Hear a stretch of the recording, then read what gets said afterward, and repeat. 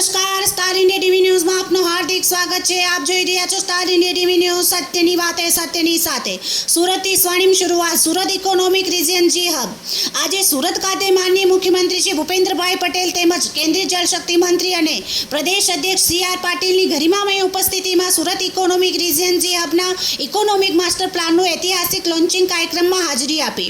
નીતિ આયોગ ભારત સરકારે દેશના પસંદ કરેલા પ્રદેશોમાં આર્થિક વિકાસને વેગ આપવાના ઉદ્દેશ સાથે the growth hub G hub પહેલ શરૂ કરી છે, જેમાં સુરત, ભરૂચ, નવસારી, તાપી, ડાંગ અને વલસાડ જિલ્લાઓના બનેલા સુરત ઇકોનોમિક રિજિયનનો સમાવેશ કરાયો છે, જેના પરિણામે આર્થિક વિકાસના આર્થિક લેન્ડસ્કેપમાં સુરત એક મોટા પરિવર્તનની શરૂઆતનું પ્રતિનિધિત્વ કરશે।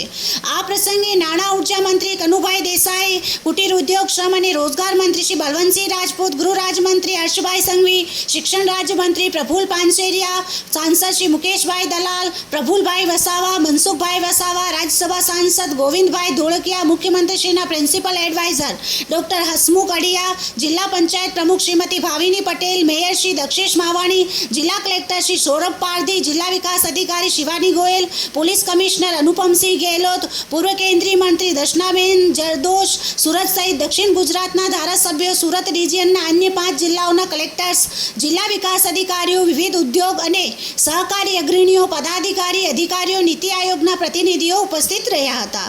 Star India TV news all part reporter Harikrishna Bhatt, જિલ્લા સુરત।